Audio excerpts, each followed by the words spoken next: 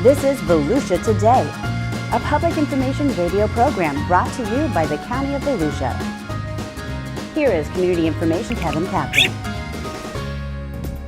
Good morning and welcome to Volusia Today. I'm Kevin Captain, the county's Community Information Director, and today I'm joined by co-host Pat Kewen. Thank you so much for tuning in this morning. Volusia Today is made possible by our sponsors: the Daytona Beach International Airport, the Ocean Center, Volusia Recycles, and Votran Public Transportation. Good morning, Pat. How are you today? I'm doing great. How about you? I'm doing great. I'm so glad that you're on the show. For those that don't know, Pat Kewen is a marketing specialist and community public information officer for the Division of Community Information for the county, and she's also known as pretty much the chief editor of county government. So anybody who has a document, a letter, something they want to have edited, they send it to Pat, and we call her the Associated Press czar. Right, Pat?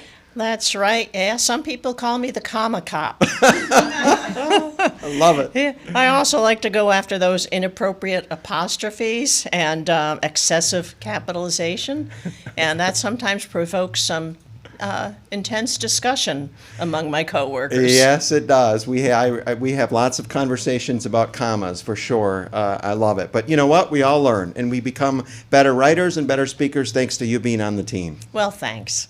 Well, with today, we were going to talk about environmental management. With us today, we have Terri Propst. She's the coastal manager for the coastal division in Volusia County, and we have Christie Miller, who's the volunteer coordinator for the environmental management division. So good morning, Terri. Good morning, Christie. Good morning, Kevin. Awesome. So, Terri, let's start with you. Let's talk about coastal. Of the county's 47 miles of beautiful shoreline, most people probably think, okay, beach safety, ocean rescue is the division handling it. But you represent the coastal division, and that you work very, very closely with beach safety, ocean rescue. But how do you differentiate what coastal does versus what beach does? Okay, coastal, we take care of all the coastal parks, all the off-beach parking. We take care of all the beach contracts, all the toll attendants, all the beach grading, the trash collection. That's very important. We have the two inlet parks, and everybody calls them the dog parks. The dog parks? Yes. Which two are those? That is Smyrna Dunes Park and Lighthouse Point Park, and they're very popular. And the jetty, we do the reef deployments. All the popular walkovers. We have over 171 walkovers. 171 walkovers. That's yeah, amazing. Yeah. So we're like one of the most accessible beaches in the world. That's amazing. Yeah. That's amazing. Okay, now I understand that there are quite a few parks that your division manages along the coast. Can you tell us how many there are and what kind of amenities they offer? Yeah, we have 20. Two of them are the inlet parks, and those are the only two that we have. You can bring your dogs on. We have pavilion rentals. We have playgrounds. We have barbecue grills. And most of our parks are right oceanfront, and they have the walkovers where you can walk right down to the ocean, and they have the beach showers. Lovely parks. And off-beach parking, right now the parking is free, so if you can't get onto the beach because of tidal impact, you can park right on the beach and walk right down. That's great. Now, I hear there's a new park coming up. We've got a ribbon cutting coming up in a week or so for the Edwin Peck Senior Park in Daytona Beach Shores. And I heard there's a grill's going to be there. So we can expect Kevin to show up with his brisket. Definitely. Oh, I'll be yeah. there. Oh, yeah. Yeah, we can't wait. That's going to be June 24th at 11 a.m. That's going to be a beautiful park. I mean, it's been under construction for a little while, but it's got, I guess, even playgrounds and all sorts of. Yes, a very beautiful playground from ages 2 to 5, and it's got a fitness station, and right there on the beach, nice restrooms. It's going to be very lovely. That's great. A nice phenolic panel honoring Mr. Peck. So let's go back to the walkovers. You said 171, 174? Yes, sir. And every walkover has barrels, trash barrels on them. So, I mean, I can't do the math right now, but besides just the walkovers and the beach ramps, and And all the the other parks. and the parks and all the accessibility of the 47 miles. You must have to do. I mean, what's it like for the crew to handle all that trash? Because Coastal is one of the biggest advocates of the Keep Volusia Beautiful campaign, right? Yes. Yeah, we have, we also have like the mermaid toy boxes where you can put the used toys into the boxes so other kids can use them at the beach instead of just leaving them on the beach. That's great. Recyclable. It's awesome. Right now, we're building 3 more of those. The next one will go at Winter Haven Park. We've also got the fill-a-bag stations. We got 6 more orders for those. So right now, the town of Ponce Inlet every asset will be accounted for shortly. Well, that's great. And let's talk about the fill-a-bag program for a minute, because I don't think everyone knows that that's an opportunity that the public can get involved in. You can sponsor a fill-a-bag station. I mean, they call it fill-a-bag, but it's really like Fill a a bucket. bucket, correct. With holes on the bottom. But when you're going out to the beach to take that beach walk, or just to enjoy some parts of the beach, you grab a bucket, you fill it up, you empty it, and what's it like? What's the process if somebody is interested in sponsoring Okay, you a can go fill-a-bag? onto our website and look up the information, and you'll contact the contact for Fill-A-Bag, and you'll get the signage and the stickers sent to you. You'll contact us with one of our locations that's available, and we'll get the post made for you. Give us the signage and the hooks, and then we'll put it in the ground for you, and then you'll get the buckets, decorate your buckets, and then you'll put your buckets out. See, what a great way to get the community involved. Absolutely. And also, going back to the barrels, you had the colors reversed, and you have new barrels. Oh, yes. I just got a big shipment yesterday. I am so excited. And I picked up some more stickers as well. We just got new stickers designed. I'm sure you've seen some of the old stickers where we had Litter Bugs Me Yes. and the shellfish. Okay, so we have a new design. It's a octopus. And he's carrying things like straws and water bottles. It's so awesome. It's a really good graphic, and Yes. it was a great design, and it shows all those tentacles, grabbing all those pieces of garbage, and what a great representation of trying to keep Volusia beautiful. Yeah. So we're switching the trash can colors. So now the trash cans, the recycle can's going to be blue, and it's going to have a lid on it. And the octopus is going to be on the blue can, and then the yellow cans are going to be for garbage. So it's going to help everybody know which can to put the recyclables in. That's good, and blue is synonymous Yeah. with recycling. So. I thought so, because I didn't understand when I first started back in 16. Okay, why is the recycle yellow? I know it has Yeah. caused some confusion to the general public, but Right. now it'll be Yeah. it'll be very easy Yeah, for so everyone we to started understand. down in New Smyrna, and we're working our way north. So I got another big shipment yesterday. So you'll see those very soon. Good. Hey, let's continue with this trash talk here. So when it comes to trash, how many barrels does the Coastal Division manage? And can you give us an idea of how many pounds of trash you pick up each day? Yeah, I have over 1,000 collection points, and every collection point has 2 cans right now. Wow. And on a busy weekend, I probably get about 1.5 tons of garbage, and over this last Memorial Day weekend, the 3 days, was like 2.7 tons of garbage. That's my. amazing. Yes. Now, what's the busiest garbage day of the year? The busiest garbage is the 4th of July and the July 5th cleanup, which I'm sure Christie will go into that. Yep. Well, that there's certainly a big cleanup effort after the 4th of July, Yes. and that's my holiday, so I'll be working.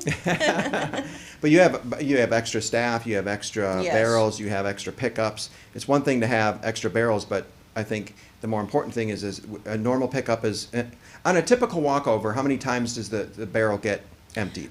In the summertime, usually 2, but the 4th of July weekend, we normally do 4 runs. That's amazing. Yes, and then the July 4th and 5th holiday, our trash contractor goes right behind Turtle Patrol. Wow. So we line up, we're waiting like 6:15 in the morning, and north end, south end, and we have a big parade, and we go right behind them. That's great. And that's how many staff would you say are handling the the trash pickups? Oh, it's massive, 50 or more. So it's Yeah. definitely a good effort. Excellent. We're talking with Terri Propst. She's the coastal manager for the coastal division in Volusia County. We'll take a quick break, and when we come back, we'll talk with Christie Miller. Volusia County is a beautiful place to live, but if we don't respect it, who will? Litter is a problem, one that we can solve. But it's going to take all of us working together. What matters is that we all do our part. Don't be a litter bug. And pick up litter whenever you see it. every litter bit counts. Keep Volusia beautiful.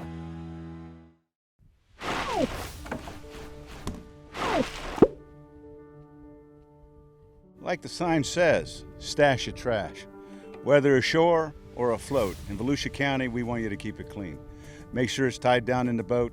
If it flies out, go back and get it safely. Ways you can get involved is coastal cleanups. Volusia County does a great job and has an outreach program where we do beach cleanups. We appreciate you doing that, keeping our waterways clean for our generation and future generations.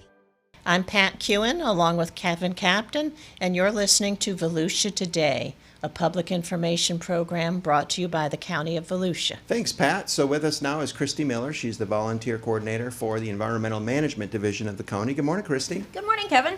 Hey, thanks for being on the show. So I know you are a teacher at heart. I am. And you teach volunteers, you're very active within the county, and you've got some cool events that are coming up. Tell us about some of them. We do. We do lots of volunteer and learn programs. So on Monday, our program is at Lyonia Environmental Center, and we're doing a pollinator garden project. So we're learning about the importance of pollinators and then doing some gardening work in the pollinator garden there.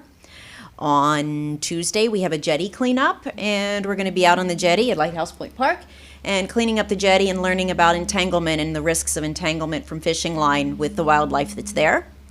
And probably our next really big project is the July 5th cleanup, and the volunteers get involved in that as well. And we come after the cleanup that happens by Coastal. We start at 8:30, and we've got volunteers that are coming out to 3 locations. We'll be in Ormond at Tom Rennick, we'll be at Sunsplash in Daytona, and Bethune Beach in New Smyrna. So come on out and join us at 8:30 on July 5th and help us to clean up the beach. And our focus there a lot of times is the smaller trash, because I know you all get the bigger trash.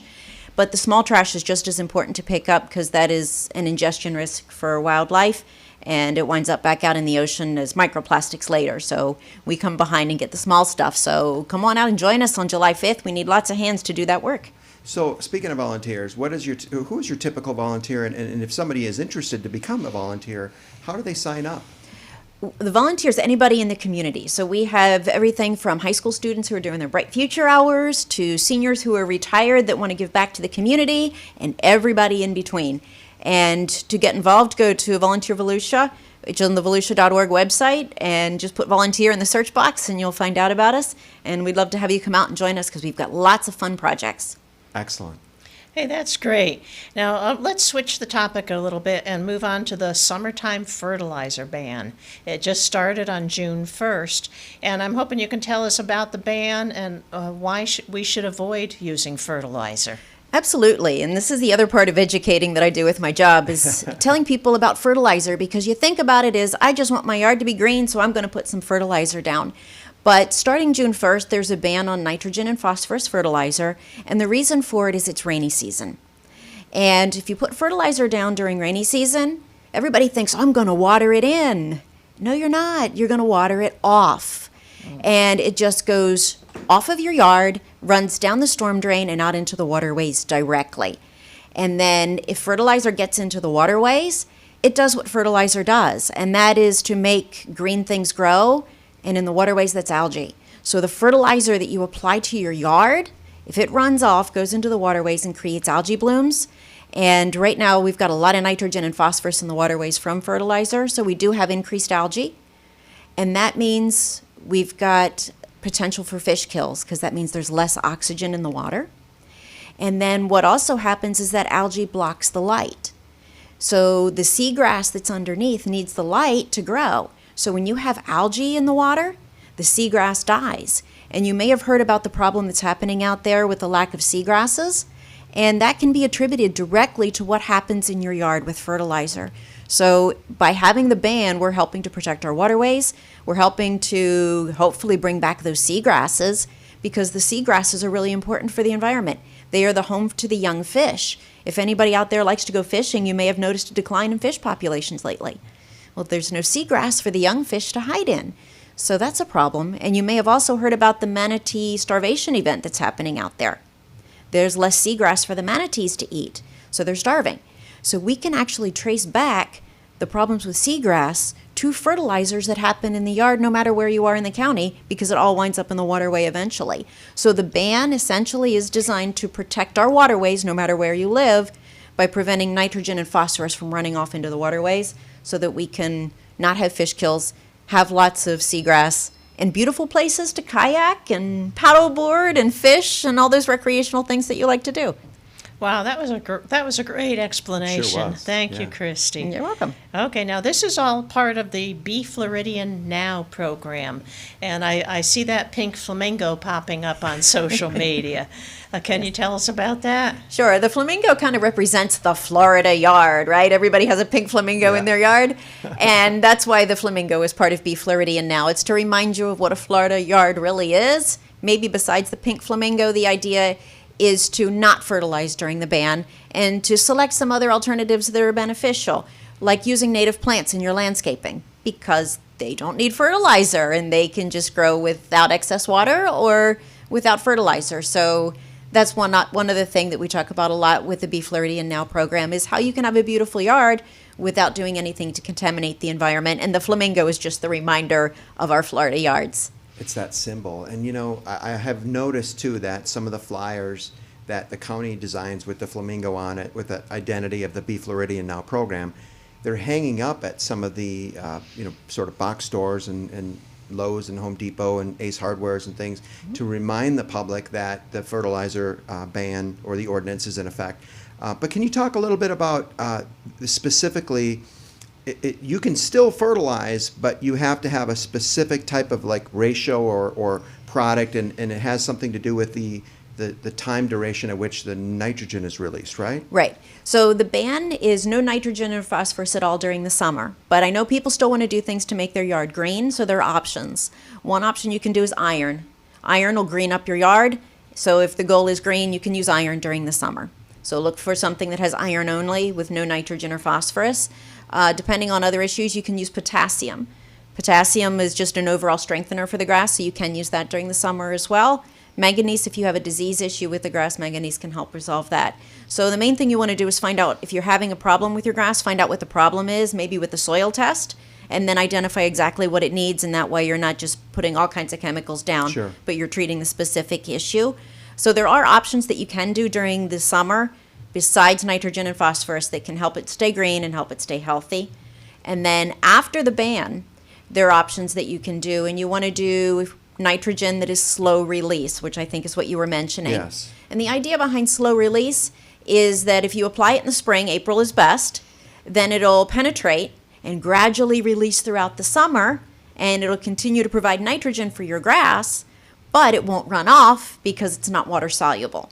So you want to look at the fertilizer bag and read the percent that is water insoluble or slow release. It can say either, and you want it to be at least 50% slow release, and that way if you apply it in the spring, you'll get nitrogen throughout the summer without contaminating the waterways. And it's the nitrogen and the phosphorus that's responsible for the algae, not the iron or the potassium. Correct. And phosphorus, there's so much phosphorus in our soil that you don't even need phosphorus in Florida. So if you're reading the fertilizer bag, that middle number It's is the middle phosphorus. Okay. That should be 0. I was going to ask you, what are the three numbers? So the first one's nitrogen, the second one's phosphorus, and the last one is potassium. So if you're applying in the summer, it should be 0, 0, and then the last one is the potassium. If you're applying in the spring, you could do like an 1809. You want your nitrogen to be about double your potassium. That's a Okay. good ratio. Okay. Always want that middle number to be 0, because if you're adding phosphorus, 1, your yard doesn't need it, and 2, you can be adding to the waterway contamination. Interesting. Yeah. And you mentioned stormwater, and you know that we all see that runoff. It goes into the drains. Another initiative that you're very heavily involved with prevention, mitigation, and to keep the water quality high are the storm drain marking events. Tell us about it. It's one of our volunteer projects. So we go out quarterly and we mark the storm drains with a round indicator that says no dumping, drains directly to waterways. And this is an education campaign. A lot of people, especially if they're from up north, they believe that the water that goes into the storm drains goes through some kind of filtration system. Or you just don't even think about it, out of sight, out of mind, right? But it doesn't. The water that goes down the storm drains goes directly to the waterways without filtration. So anything, oil from the street, brake dust from the street, anything that we use on our yards, any trash is going from our roads to the waterways. So the goal of the storm drain marking is to let the public know that it's going to the waterways. Please keep our storm drains clean. Well, I know you were up in my neighborhood not long ago, and you marked all of the drains, and I think it helps because it helps increase the awareness for people to see, hey, the storm drain, if there's, it's not just yard waste, but then there's also just garbage, that it's so important if people see it to pick it up, clean it up. And if someone wants their area marked, can they call you and get on the list? Sure. Yep. We can even organize a community event. If you want to, we need volunteers, so we can make it a community event where we mark the storm drains in your community and get people to come out. Just give me a call and we'll set it up and we'll mark those storm drains. That's great. Pat, You're going to call her, right? Yes. Yeah, I've already got some markers in my neighborhood and I like them. Excellent. That's a great program you've got going on there. Great. Thank you. That's good. We're talking with Christie Miller with Environmental Management. We'll take our last break and come back and close out with Volusia Today. Stay with us. Volusia County is a beautiful place to live, but if we don't respect our own home, how can we expect other people to? We have a litter problem in Volusia County. We're literally trashing our own environment. But it's a problem that we can solve if we all work together. Today I'd like to talk to you about one aspect of keeping our environment clean, and that's stormwater drains. Maybe something that you don't think about all the time. Everything comes down this street and goes into these drains. Fertilizer runoff, lawn pesticides, even household chemicals as people wash their cars. All of that washes down here into the drains. We need to be more careful what goes into our stormwater drains, and then it goes into this beautiful lake out here. It's organic, but it still is a problem in our lakes, rivers, and streams. It adds excess nutrients that causes algae blooms. That's why Volusia County has a stormwater drain marking event. You can go to volusia.org and learn ways to help keep these clean, but we have to work together. What matters is that we all do our part. Don't be a litter bug, and pick up litter when you see it. Every litter bit counts. Keep Volusia beautiful. You can access Volusia County government online at volusia.org. Listen to county council meetings, pay for permits or tags, or search the property appraisers' databases. Volusia.org is your Volusia County government information resource. We're back. I'm Pat Kewen along with Kevin Captain, and you're listening to Volusia Today, which is a public information program brought to you by the County of Volusia. And we're talking again with Christie Miller. And I'd like to ask you about our conservation lands.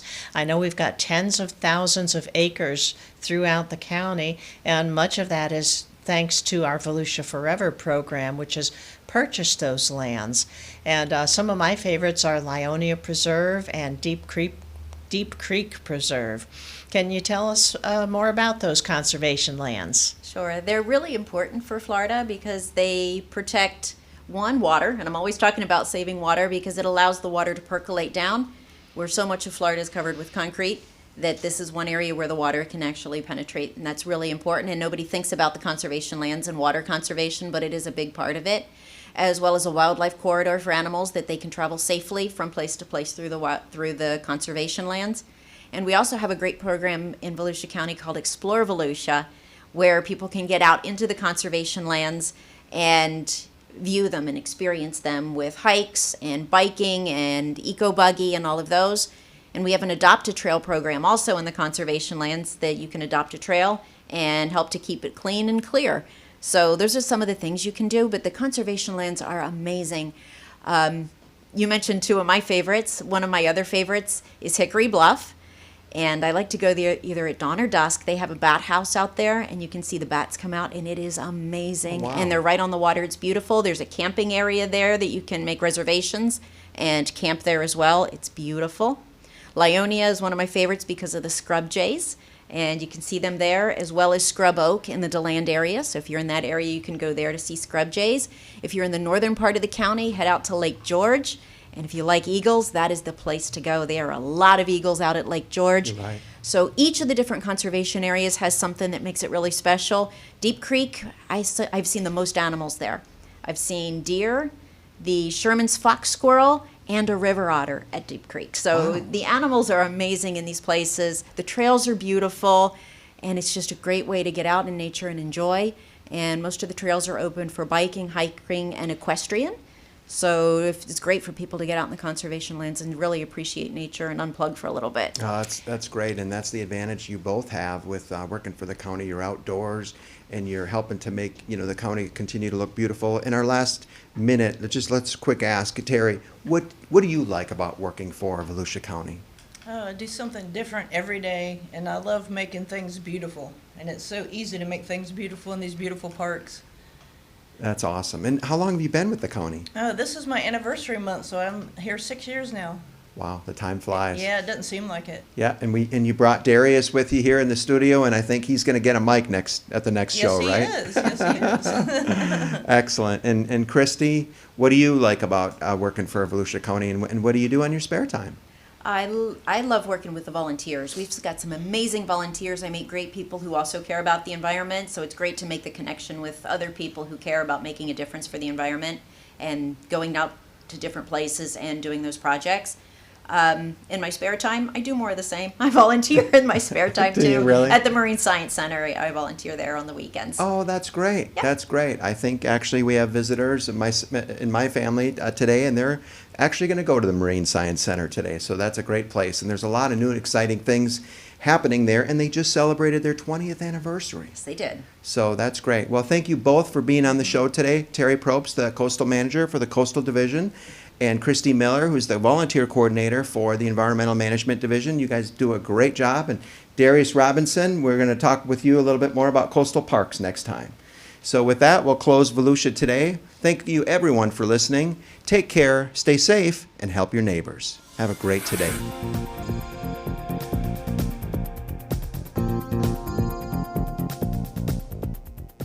If you have a comment about Volusia Today, or if there is a topic you would like to hear featured, please contact Volusia County Community Information at 1-866-345-0345.